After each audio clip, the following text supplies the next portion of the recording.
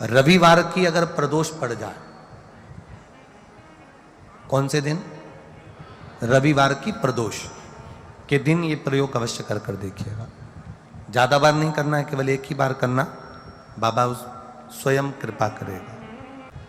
अगर आपको लगे कि मैंने व्यापार बदल लिया, एक बार बदला, कई लोग ऐसे भी होते हैं जो पैसा इकट्ठा करते हैं, धन एकत्रित करते हैं, और कोई व्यापार ऐसा कर लेते हैं जिस व्यापार में धन चले जाता है तो वो धन वापिस नहीं आता महाराज, वो व्यापार का धन वापिस नहीं आ पाता।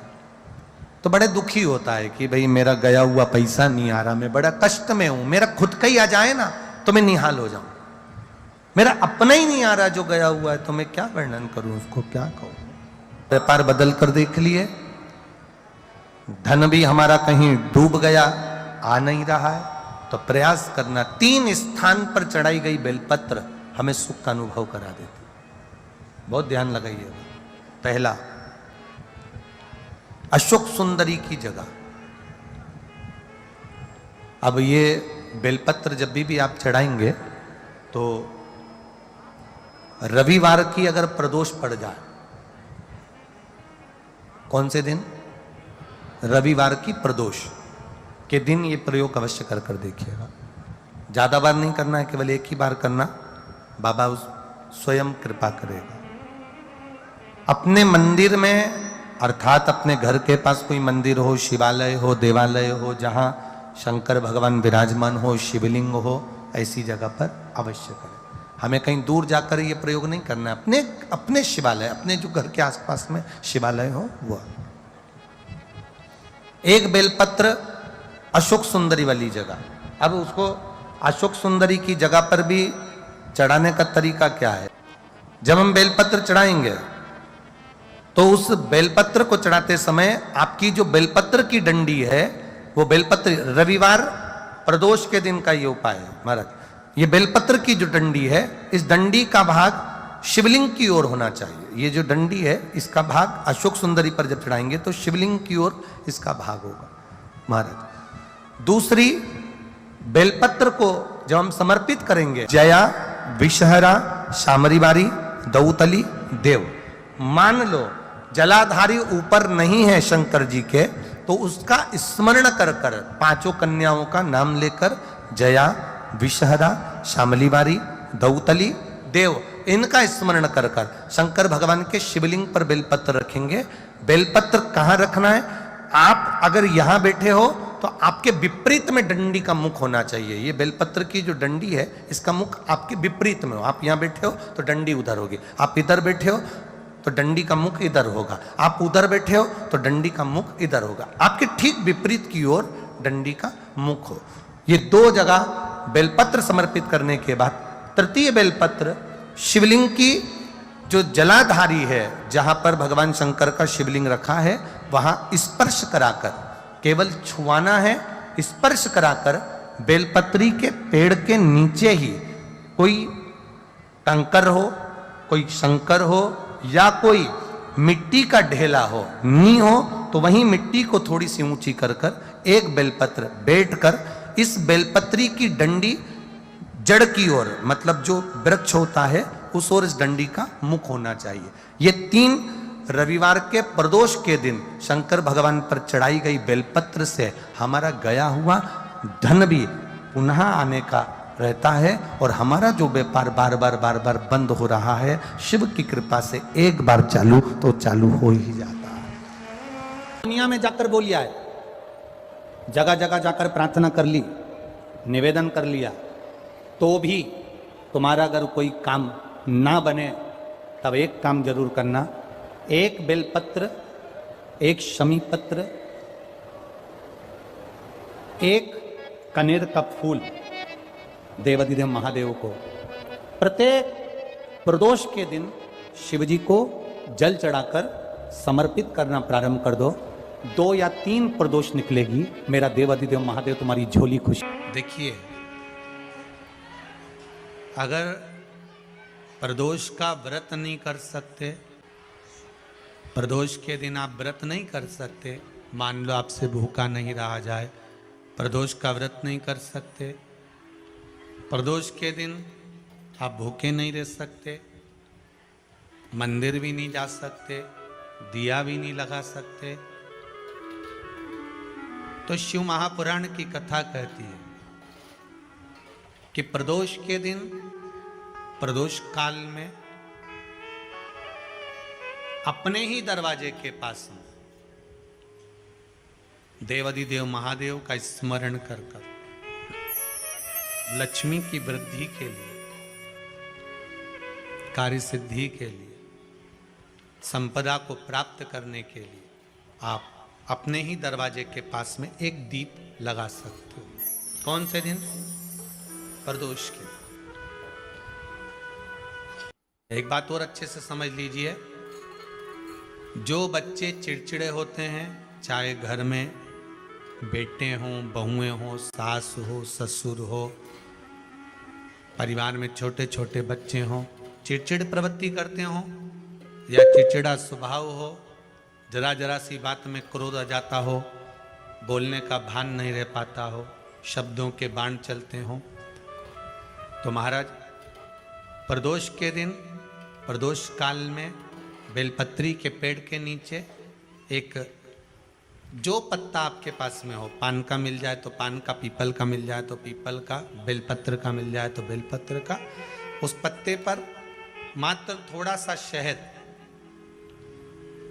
और 7 दाने चावल के रखकर घी का दिया लगा दो महाराज, और थोड़ा सा जल हाथ की अंजलि में लेकर भगवान देवाधिदेव महादेव का स्मरण कर कर कि इस बेलपत्री के वृक्ष के नीचे माता लक्ष्मी, पार्वती, सरस्वती विराजमान है।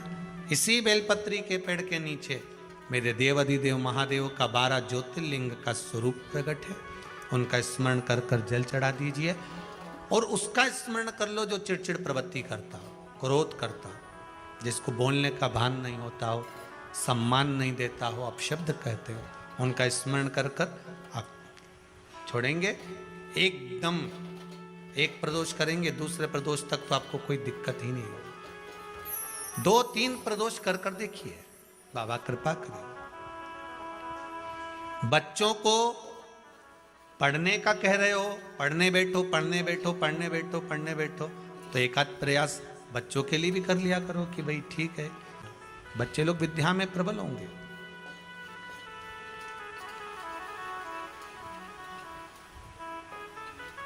शिव उपासना का जो फल है वह 1000 गुना। 2 तली का एक काम सबसे अच्छा है। यदि किसी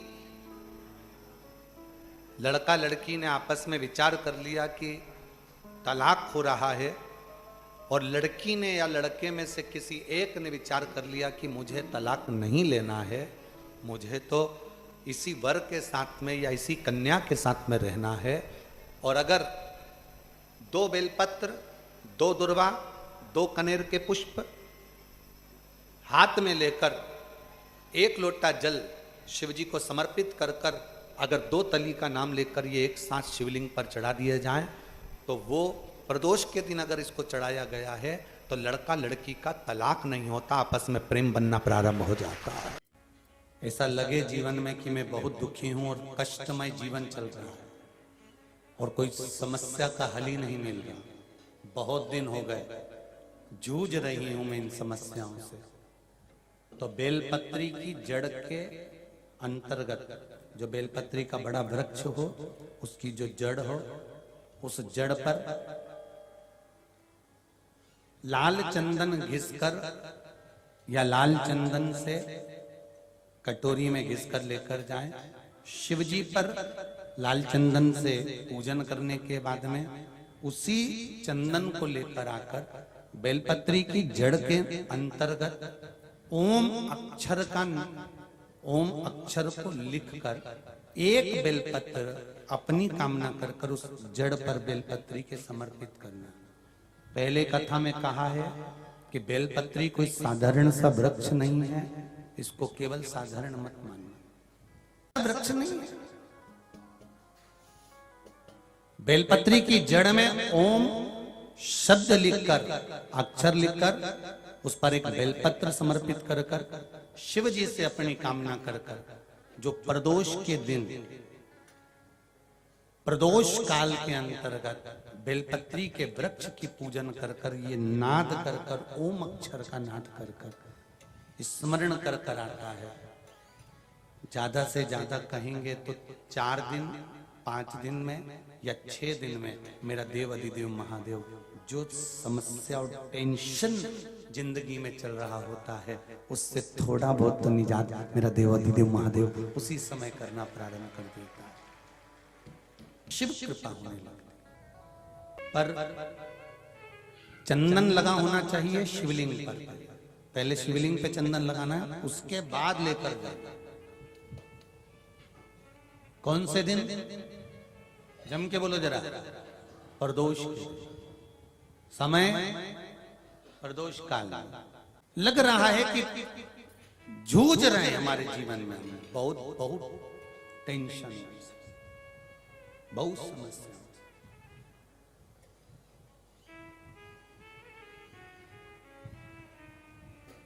तब ओम अक्षर का नाद मूल होना चाहिए। आप में से कितने लोग शिव मंदिर जाते हैं? सभी लोग जाते हैं ना। तो शंकर जी के मंदिर जाते हैं तो आप जब वापस लौट कर आते हैं तो नंदी के कान में, जब हम नंदी से कुछ कहते हैं, आप लोग जब वापस लौट कर आते होंगे तो नंदी से कहकर आते होंगे ना कुछ ना। तो जब हम नंदी से कुछ कहकर आते हैं, आपने देखा होगा कई लोग नंदी के कान में कुछ कहते हैं। फिर नंदी का जो सींग होता है उस सींग के बीच में से शिवलिंग का दर्शन करते हैं। तो नंदी को जब कोई बात कही जाती है, नंदी से जब कुछ कहा जाता है कि हमारी बात शिवजी तक पहुंचाना, तो उसमें सबसे पहला अगर नाद करा जाता है नंदी के कानों में तो ओम का नाद करा जाता है। आप सीधे जाकर अगर कहेंगे नंदी को कि हमारी ये बात है, आप वहां तक पहुंचा देना, तो नंदी उस बात को कहे चाहे नहीं कहे, पर जब आप नंदी के कान में ओम कहने के बाद में अपने हृदय की बात कहते हैं, तो जैसे एक पत्र आपने भेजा और पत्र को तुमने लिफाफे के अंदर रख दिया, रखने के बाद में तुमने एड्रेस भी लिख दिया। समझ लेना बहुत अच्छे से। एड्रेस लिखने के बाद में तुमने अपना मोबाइल नंबर भी लिख दिया, सब कुछ कंप्लीट कर दिया। अब इस लिफाफे को तुमको भोपाल भेजना है सागर से, और तुमने ले जाकर इस लिफाफे को डाकघर के डब्बे में डाल दिया। लिफाफा जाएगा, जम के बोलिए, एड्रेस पूरा लिखा है, पीछे तुम्हारा नाम भी लिखा है, मोबाइल नंबर भी लिखा है, सब कुछ लिख दिया, पर लिफाफा जाएगा नहीं। क्यों नहीं जाएगा? क्योंकि उस पे टिकट चिपका नहीं है। 15 पैसे का, 10 पैसे का, 25 पैसे का, या 1 रुपए का, या 2 रुपए का, उस पे अगर कोई टिकट चिपका होता फिर आप उसको डालते तो जाता कि नहीं जाता? चले जाता। ये ओम सनातन धर्म के अंतर्गत जितने भी मंत्र होते हैं, जितने ब्राह्मण मंत्र का उच्चारण करते हैं, जितने ब्राह्मण मंत्र पढ़ते हैं और मंत्र का उच्चारण करते हैं, उसमें ओम का नाद क्यों करते हैं? क्योंकि ये हमारे श्लोकों को, हमारे शब्दों को, हमारे दिल की बात को टिकट का काम कर कर परमात्मा तक पहुंचा देता है। ये ओम अक्षर, ओम शब्द, ओम नाद वहां तक पहुंचा। कभी बेलपत्र देखना, जब बेलपत्र आप समर्पित करते हैं तो ऊपर वाली जो पत्ती होती है उस पे ओम लिखते हो। कई किसी को लिखते हुए देखा होगा, चंदन से, पीले चंदन से, लाल चंदन से। सबसे मूल 3 पत्तियों में बीच वाली जो पत्ती है उस पे ओम लिख दिया, फिर इधर वाली में लिख दिया नमः, इधर वाले में लिख दिया शिवाय। कभी आपने देखा कि इधर वाली पत्ती में ओम लिखा हो, इधर में नमः लिख दिया हो, इधर में शिवाय लिख दिया हो? नहीं, लिखने वाला लिखेगा, क्योंकि जो विद्वान होता है, चतुर होता है, जिसमें विद्वत्ता होती है, वो सबसे ऊपर वाली पत्ती में ही ओम लिखेगा, क्योंकि उसको मालूम है ये ब्रह्मा है, ये विष्णु है और ऊपर शिव है। इन दोनों का समावेश ओम में है, इसलिए वो सबसे पहली पत्ती में ओम ही लिखता है। दुनिया का कितना भी दरिद्र व्यक्ति हो, चाहे दुनिया का कोई व्यक्ति ऐसा हो जिसका कभी व्यापार चलता ही नहीं हो, उसने 50 बार बदल के देख लिया, फैक्ट्री चली नहीं रही, जिस काम को करने के लिए जाते हैं वो काम टल जाता है, आज की जगह कल, कल की जगह परसों, परसों की जगह नरसों, काम होता ही नहीं। बेटा बेटी का संबंध करने जा रहे हैं पर हो ही नहीं रहा।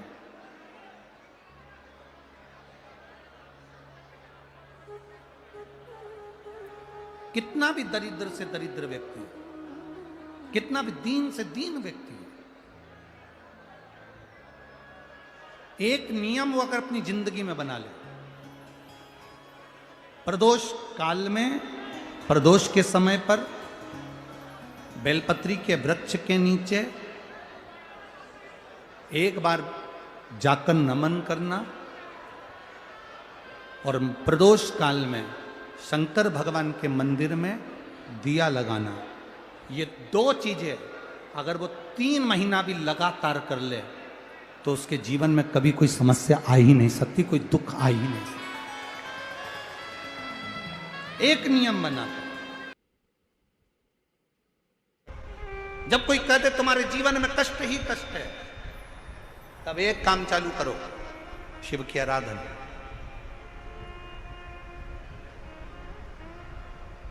तब एक काम चालू करो, भगवान शंकर की आराधना। 3 चीजें अपना लो। पहले नंबर पर शिव जी के मंदिर में 1 लोटा जल चढ़ाना। दूसरे नंबर पर अगर प्रदोष के दिन मंदिर में दिया लगा सकते हो तो ठीक है, नहीं तो एक कनेर का फूल पीला वाला, देखा है आप लोगों ने? जम के बोलो जरा, पीले कलर का कनेर का फूल एक प्रदोष के दिन, प्रदोष काल के समय पर, प्रदोष काल के समय पर अगर दीप लगा सको तो ठीक है, नहीं तो एक कनेर का फूल पीले कलर का, शिव जी के अशोक सुंदरी का स्पर्श। अशोक सुंदरी वाली जगह मालूम है ना आप लोगों को? फिर से आप समझ लें।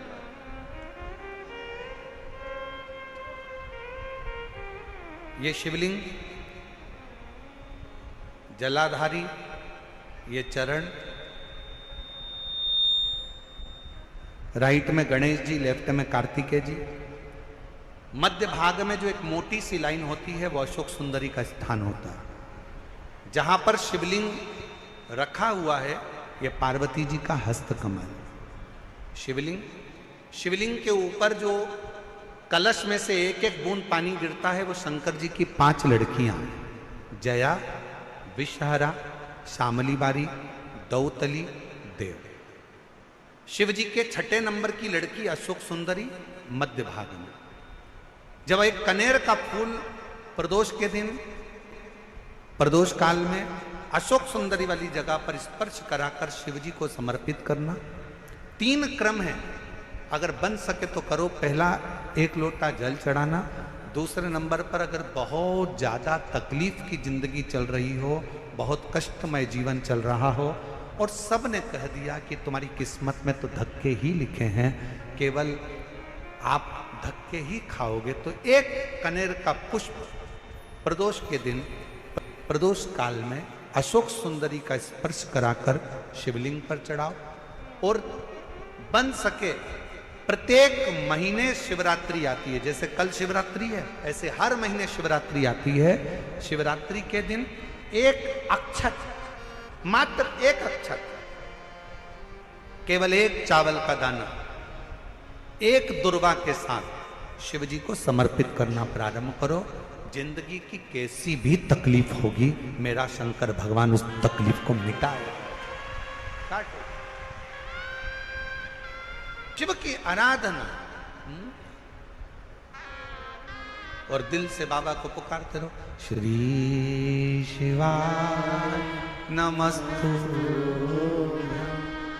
श्री शिवाय नमस्तुभ्यं।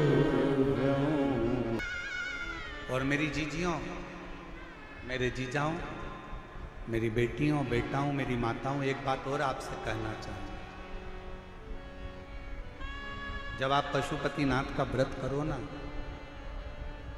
पशुपति व्रत को अगर आप धारण करो, या सोमवार का व्रत करो, या शिवरात्रि का व्रत करो, या प्रदोष का व्रत करो, या आप शंकर जी के मंदिर में जाकर कोई उपास, कोई व्रत, कोई पूजन कर रहे हो ना, तो एक निवेदन और आज इस व्यासपीठ से करें आप लोगों के लिए। आपकी पूजन की थाली में सब कुछ है, सब कुछ। और जो आपके पास में बैठकर पूजन कर रही है, उसकी थाली में अगर कोई कमी रह गई है ना, तो शिव महापुराण ये भी कहती है कि शंकर के सामने बैठकर किसी की पूजन की थाली में भी कमी मत देखो। बन सके अपनी पूजन की थाली में से थोड़ा सा सामान उसकी थाली में रख दो। प्रयास करना कि वो कमी ना देखी जाए। अगर हम भगवान की साक्षी में भी अगर कमी देखेंगे तो हमारे जीवन में कमियां बढ़ती चली जाए। हम क्यों कमी? गुरुजी, हमारी टेम्परेरी नौकरी है, बहुत कष्ट में हम, क्या करें हम?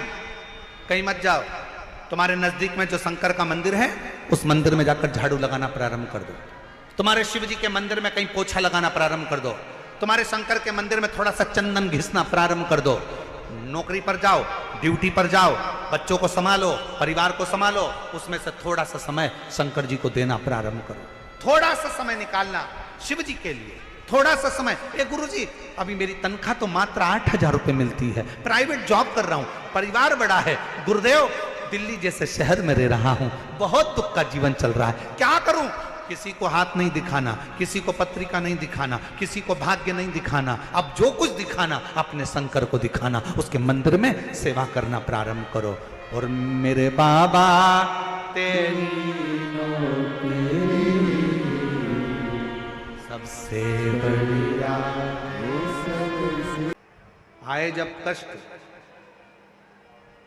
बहुत कष्ट का जीवन चल रहा हो, बहुत कष्ट की जिंदगी चल रही हो, ध्यान लगाना, अगर कष्ट का जीवन चल रहा हो, तकलीफ की जिंदगी चल रही हो, 5-7 सोमवार, या तो 5 सोमवार या 7 सोमवार, हाथ में दुर्वा, मान लो ये तुमने दुर्वा ले ली, हाथ में दुर्वा, एक बेलपत्र, और उसी हाथ में अपने घर का भरा हुआ 1 लोटा जल। पहले रखना है दुर्वा, फिर रखना है बेलपत्र, उसके बाद में हाथ में 1 लोटा जल, और दोनों हाथों का स्पर्श करते हुए जो अपना पूजन का कक्ष होता है घर के अंदर का, उस पूजन कक्ष की साक्षी में खड़े होकर अपने कुल देवता, पितृ देवता और अन्य देवताओं का स्मरण करते हुए, बाबा बहुत दुखी हूँ, बहुत तकलीफ में हूँ, बहुत कष्ट में हूँ, मेरा परिवार आज दुख तकलीफ में है, मेरा परिवार आज कष्ट में है, दुख में है, कष्ट में है। बाबा को अपने मन का भाव कहते हुए, हृदय से प्रार्थना करते हुए अपने घर के मंदिर से निकलकर फिर उस जल को लेकर शिवालय तक जाओ और दक्षिण की ओर खड़े होकर उत्तर की ओर मुख कर कर जल समर्पित करो। बेलपत्र और दुर्वा दोनों को अशोक सुंदरी वाली जगह पर चढ़ा दीजिए। अशोक सुंदरी की जगह तो सबको मालूम है ना। अशोक सुंदरी वाली जगह पर उस बेलपत्र और दुर्वा को समर्पित कर दो। चढ़ा हुआ थोड़ा सा जल लेकर आओ, घर के दरवाजे पर उसका छींटा दे दो, लेपन कर दो और बाबा से 5 सोमवार नियम से आप दुर्वा, बेलपत्र और जल का प्रयोग अगर करोगे, 5 सोमवार पूर्ण होंगे। जो तुम्हारा दुख है वो समाप्त जरूर होगा। शिव करुणा जरूर, शिव कृपा जरूर। बस इसमें 3 चीजों का स्मरण रखिएगा। 3 चीजों शिव पुराण कर रही है, इसमें 3 चीजों का स्मरण करिए।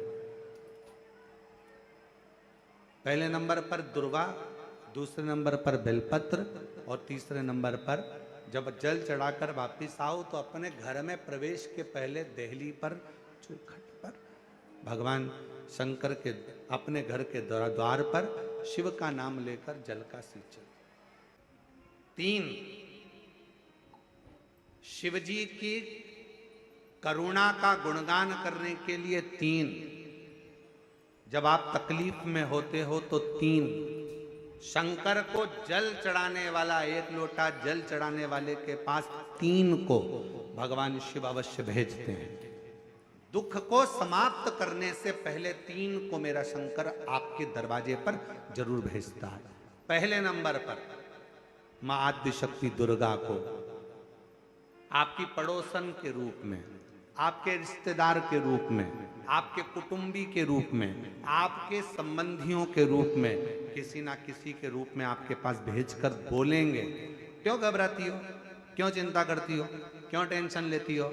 मैंने सुना है कथा में बाबा ने ये बताया था, एक काम कर, एक बेलपत्र, एक दुर्वा लेकर जा, बताएगी, आएगी, बैठेगी, सुंदर, उस दिन उसका चेहरा देखोगे आप तो आपको लगेगा ये मेरी पड़ोसन नहीं हो सकती। उसका चेहरा देखोगे तो आपको लगेगा ये मेरी देवरानी नहीं, ये मेरी जेठानी नहीं, ये मेरी ननंद नहीं, ये मेरा रिश्तेदार नहीं। आज इसका चेहरा कुछ और बोल रहा होगा। जब होगी तब कोई तुम्हारे कहेगा, धीरे से, सामने नहीं आएगा तो सुंदर स्वरूप धारण कर कर स्वप्न में आकर कहेगा। ऐसा लगेगा कोई तुम्हें जगा कर कह रहा है कि तू घबराना मती, तू ये कर लेना, समझ। धीरे से, सामने नहीं आएगा तो सुंदर स्वरूप धारण कर कर स्वप्न में आकर कहेगा। ऐसा लगेगा कोई तुम्हें जगा कर कह रहा है कि तू घबराना मती, तू ये कर लेना, समझ लेना मेरे बाबा ने अपनी अर्धांगिनी पार्वती को तुम्हारे पास भेज दिया।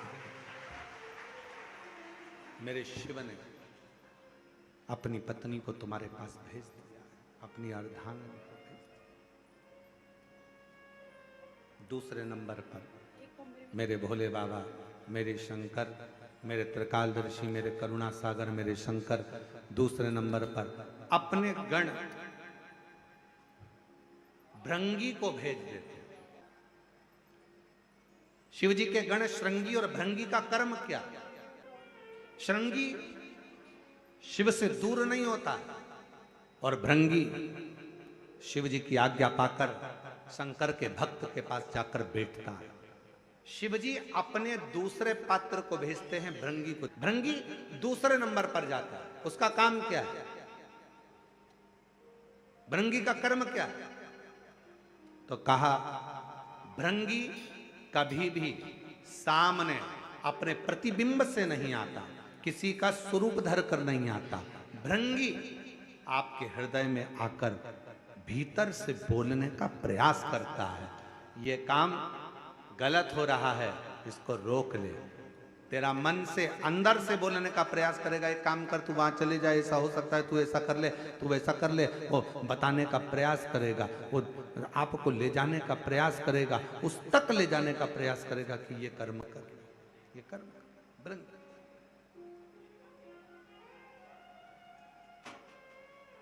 दूसरे नंबर पर भृंगी आपके मन की वाणी को शिव तक पहुंचाने का प्रयास करेगा। और तीसरे नंबर पर भगवान शंकर अपने भक्त का दुख हरने से पहले तीसरे नंबर पर भेज देते हैं अपने नंदीश्वर को, अपने नंदी गण को मेरे शिव भेजते हैं। नंदी का काम क्या है? जैसे ही नंदी आता है, कोई व्यक्ति के रूप में, किसी रूप में, किसी फोन के रूप में, किसी कॉल के रूप में, किसी पत्र के रूप में, किसी मैसेज के रूप में, जब नंदी तुम्हारे घर में प्रवेश करता है तब वो तुम्हारे रास्ते को क्लीन कर देता है, रास्ते को साफ कर देता है, उसको मार्ग को प्रशस्त कर देता है।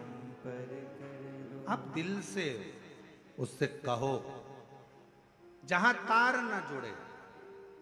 कोई कई जगह कहे ना, अभी हमने कहा कि हमारे बच्चे कहे यहाँ पर सिग्नल मिल रहा है, कोई कहे वहां सिग्नल मिल रहा है। अगर सारी दुनिया से हार गए तो फिर एक जगह पर जाकर सिग्नल मिलाना। एक बार शिव महापुराण की कथा में पहुंचकर बाबा देव अधिदेव महादेव से अपने मन की बात कहकर कभी योग बन जाए तो उस कथा में आसन बिछाकर जमीन पर अपना आसन डालकर ये नहीं सोचना कि मैं वीआईपी कितनी हूं, मुझे कहां बैठना चाहिए, कहां रहना चाहिए। एक बार उस पवित्र प्रांगण में जहां बाबा की कथा हो रही हो, जहां बाबा कुबेर भंडारी का आनंदमय कथा कर तत्व ग्रहण करने को मिल जाए, वहीं पर रात्रि विश्राम कर कर बाबा से अपने दिल की बात कहकर अपने मन की बात जरूर कहना। ये निश्चित है मेरे बाबा से तुम्हारा सिग्नल जरूर मिलेगा और शिव आपकी बात को स्वीकार जरूर, शिव सुनेगा। 5 चीजें शंकर भगवान को चढ़ती है, जल, दूध, दही, शहद, घी, शक्कर, पंचामृत की वस्तु। 5 हमारे जीवन को सार्थक करने वाले। दूध भक्ति का प्रतिबिंब है। हमारे घर से रोग, बीमारी, तकलीफ को दूध चढ़ाते ही वो रोग बीमारी समाप्त होने लगती। दही, हमारे परिवार अगर टूट रहा है, हमारा परिवार अगर टूटने की कतार पर है, 2 बेटे 3 बेटे वो भी आपस में झगड़ रहे हैं, माता पिता आपस में झगड़ रहे हैं, बेटे बहुएं आपस में झगड़ रहे हैं, तो दही शिव को जो चढ़ाया जाता है ये परिवार को जोड़ने का काम करता है। शहद, ये व्यक्ति के जीवन को, समृद्धि को बढ़ाने का प्रयास करता है।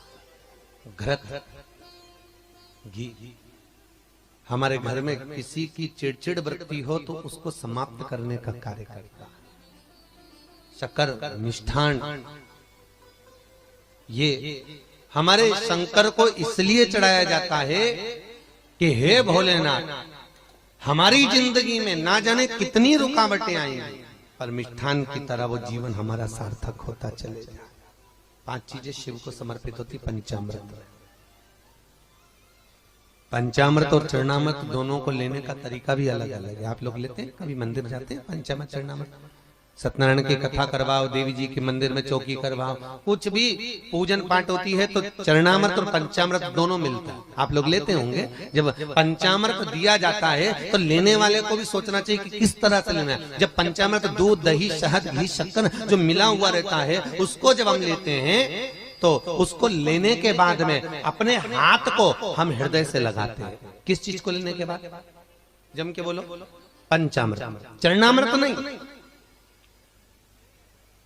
पंचामृत लेने के बाद हाथ को हम हृदय से लगाते हैं। और चरणामृत अर्थात किसी मंदिर में गए, तुलसी जी पड़ी हुई है जल के अंदर और वो पंचपात्र में जल जो रखा हुआ है वो चरणामृत है। उस चरणामृत को जब हम लेते हैं तो उस जल को लेने के बाद में हम अपने हाथ को हृदय से नहीं लगाकर अपने मस्तक से लगाते हैं। उसका कारण क्या है? उसका केवल एक कारण है कि पंचामृत लेने के बाद हमने जो हाथ को हृदय से लगाया उसका कारण केवल इतना सा है कि भगवान के स्नान की झांकी का दर्शन हमारे हृदय में बैठ जाए। और चरणामृत लेने के बाद जो हमने हाथ को सिर पर लगाया उसका कारण केवल इतना सा है कि भगवान के चरणारविंद का जल जब हमारे मस्तक पर चढ़ेगा तो हम जैसे पापियों का भी उद्धार अपने आप हो जाएगा। दोनों को लेने का तरीका। और प्रसाद, कई लोग क्या करते हैं, प्रसाद लेने के बाद हाथ सिर पे रखते हैं। नहीं नहीं नहीं, गलत। बहुत ध्यान देना साहब, बहुत सी चीजें हम अपनी जिंदगी में बहुत गलत करते हैं और फिर भगवान से ये विचार करते हैं कि भगवान हमारा कल्याण क्यों नहीं कर रहा, क्योंकि हम गलत कर रहे हैं, हम गलत धारण कर रहे हैं। वो एक व्रत होता है ना, माताएं करती है संतोषी माता का, उसमें क्या नहीं खाते हैं? जम के बोलो, खटाई नहीं खाते।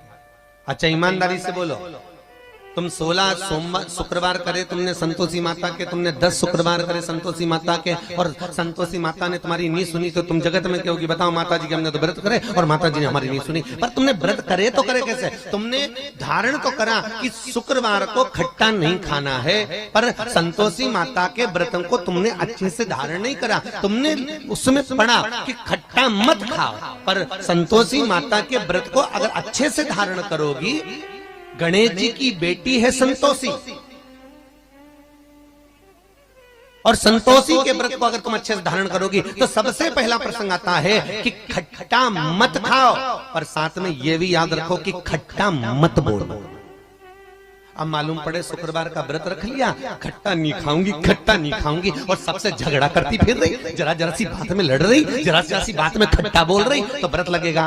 अरे बोलो तो जी जियो, अरे बोलो अच्छे से, लगेगा? व्रत का फल मिलेगा? नहीं। और जगत में कह रही मैंने तो व्रत भी करे पर फायदा नहीं हो रहा, मैंने तो व्रत भी करे कोई लाभ नहीं हो रहा, तो भगवान भी बोले लाभ कहां से होगा? खट्टा खाया नहीं पर खट्टा बोला तो, और खट्टा अगर बोल दिया तो लाभ क्या होगा? उसका पाप भाव। अब शंकर जी की बात लेके, शंकर जी के मंदिर में गई, वहीं का लोटा, वहीं का पानी, वहीं का महादेव उठा उठा के चढ़ा रही है, तो तेरे को कोई फायदा होगा? अरे बोलो तो जरा जम के।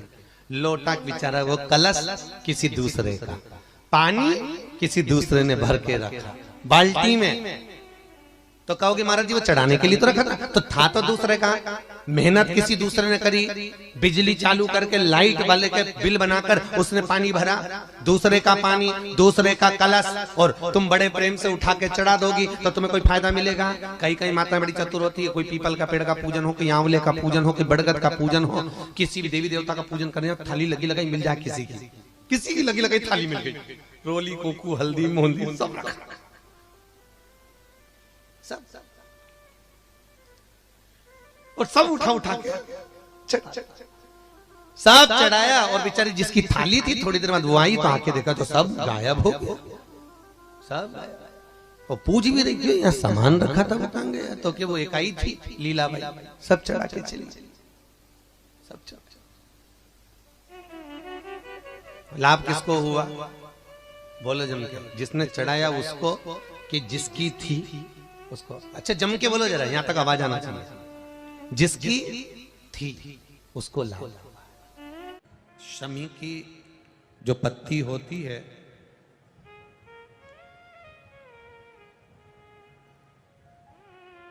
शमी की जो पत्ती होती है, एक पत्ती में जितनी पत्तियां लगी होती हैं और एक पत्ती के अंदर, जरा ध्यान देंगे, जैसे इस पत्ती में ढेर सारी पत्तियां लगी हुई है, उस पत्ती में से भी एक पत्ती तोड़ोगे और एक पत्ती तोड़ने पर उस पत्ती को भी अगर गिनोगे तो उसमें बहुत सारी पत्तियां होती हैं। आज प्रयास करना, अगर कहीं आपको शमी की पत्ती मिले तो जैसे ये पत्ती, इस पत्ती को तोड़ा गया, इस पत्ती में से एक पत्ती निकाली गई और एक पत्ती निकालकर आप धीरे से रखना, और उसमें भी बारीक बारीक बारीक बारीक बारीक बारीक बहुत सारी पत्तियां नजर आती हैं। शिव महापुराण की कथा कहती है, जो सोमवार की अष्टमी हो या प्रदोष का व्रत हो या 12 महीने की शिवरात्रि हो या किसी भी दिन प्रदोष काल के अंतर्गत शंकर भगवान को एक शमी का पत्ता कोई भूलवश भी समर्पित कर देता है, तो जितनी एक पत्ती में पत्तियां होती है और उस पत्ती के अंदर भी एक पत्ती को तोड़ने के बाद जितनी पत्तियां होती है, उतने जन्म मृत्यु लोक में मनुष्य के नहीं होते। 84 लाख योनियों में से वो योनियां कट जाती हैं और देव योनि प्राप्त हो जाती। एक शमी पत्र की इतनी महत्वता है, एक शमी पत्र। कितना सुंदर कहा है। जब जिंदगी बहुत संघर्ष में चल रही हो, बहुत दुख का जीवन चल रहा हो, बहुत कष्ट का जीवन चल रहा हो, बहुत कष्टमय जीवन चल रहा हो, तब शमी के 5 पत्ते, शमी के 5 पत्ते, एक दुर्वा के साथ एक अक्षत चावल का एक दाना, वो भी हल्दी में भिंगोया हुआ हो या केसर में भिंगोया हुआ हो,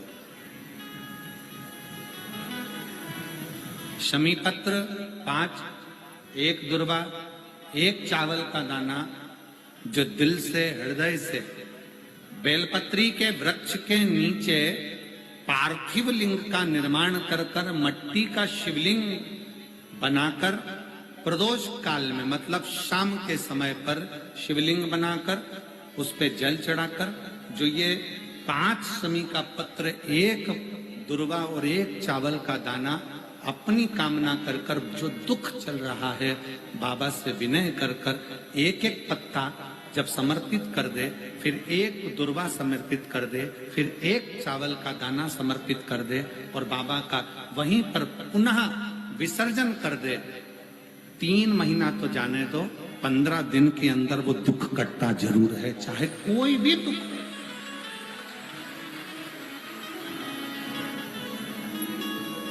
कोई भी दुख क्यों, किसी भी तरह का दुख क्यों। और ये शंकर की आराधना, शंकर की